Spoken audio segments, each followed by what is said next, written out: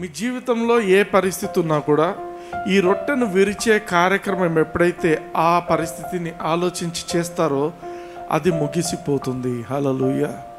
ఈరోజు ఏ సమస్య అయినా ఉండొచ్చు, అదే ఆర్థిక సమస్య కావచ్చు, అనారోగ్యం కావచ్చు, ఏదైనా కూడా అన్నీ కూడా యేసయ్య తన సిలువలో అనుభవించి ఉంటున్నాడు. హల్లెలూయా. కాబట్టి విశ్వాసంతో ఈ రొట్టెను చేతిలో పట్టుకొని ఈరోజు యూట్యూబ్లో నా మాటలు వింటున్న మీరు కూడా ఒకవేళ రొట్టె ద్రాక్షరసం మీ దగ్గర ఉన్నట్టయితే నాతో ఏకీభవించి ఈ మాటలు పలుకుతూ రొట్టెను విరవండి. ఒకవేళ ఆల్రెడీ మీ దగ్గర లేదు అంటే పాస్ చేసుకొని రొట్టె ద్రాక్షరసం తెచ్చుకొని ఈ మాటలు నాతో పాటు చెప్పండి. పరలోకపు తండ్రి, నజరేయుడైన యేసయ్య నామమున నేను మీ యొక్క సన్నిధికి ఈ రొట్టెను పట్టుకొని మీ శరీరానికి సాదృశ్యమైనది అని నేను నమ్ముచు విశ్వసిస్తూ నేను మీ సన్నిధికి వచ్చి ఉంటున్నాను. యేసయ్య తన శరీరంలో నా పాపమును, నా శాపమును, నా రోగమును.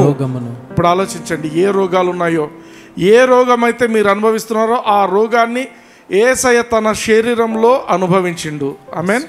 కాబట్టి నా రోగమును, నా పేదరికమును, నా కష్టమును, నా అవమానాన్ని న్యాయముగా నా మీదికి రావాల్సినటువంటి దేవుని ఉగ్రతను, శిక్షను యేసయ్య తన శరీరంలో అనుభవించి నాకు విడుదలను సమాధానమును అనుగ్రహించి ఉన్నాడు.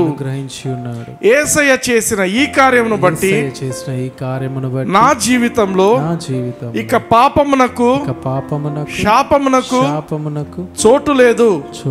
నా జీవితంలో ఇంకెన్నడూ కూడా నేను అవమానింపబడను.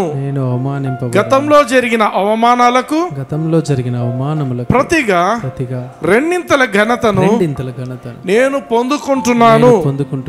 యేసయ్య పొందిన దెబ్బల వలన నేను స్వస్థత నొంది తిని, నా నడినెత్తి నుండి అరికాళ్ళ వరకు నేను సంపూర్ణమైన దేవుని స్వస్థతను నేను పొంది తిని. ఒకసారి ఆలోచించండి, ఏ పరిస్థితిలో ఉంటున్నారో ఆలోచించి ఆ పరిస్థితి మీద ఈ రొట్టెను విరవండి. హల్లెలూయా. అది ఏ అనారోగ్యత అయినా కావచ్చు, అది కాలు లేకపోయి ఉండొచ్చు, కళ్ళు లేకపోయి ఉండొచ్చు, లేకపోతే HIV AIDS అయి ఉండొచ్చు, లేకపోతే క్యాన్సర్ అయి ఉండొచ్చు.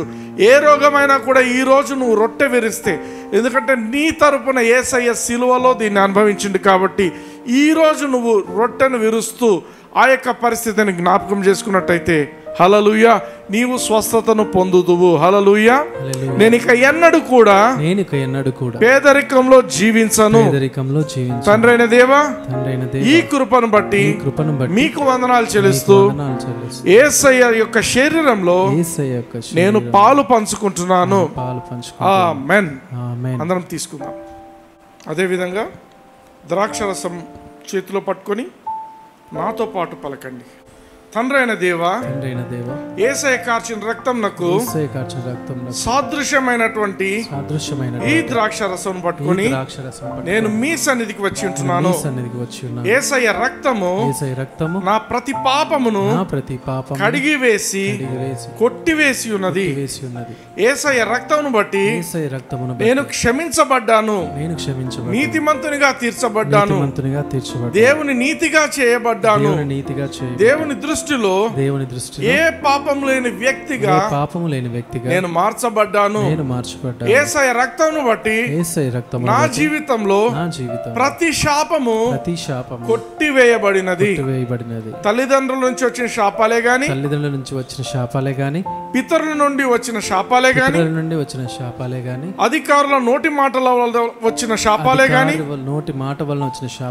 నా నోటి మాటల వల్ల వచ్చిన శాపాలే గాని, లేక నా చేతి క్రియలను బట్టి వచ్చిన శాపాలే గాని,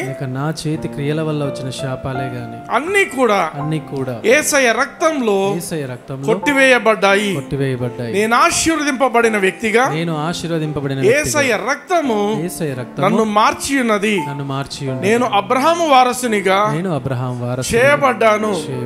యేసయ్య రక్తమును బట్టి అబ్రహాము వాగ్దానమునకు నేను కూడా వారసుని వారసునిగా చేయబడ్డాను. కాబట్టి నేను గొప్పగా ఆశీర్వదింపబడిన వ్యక్తిని.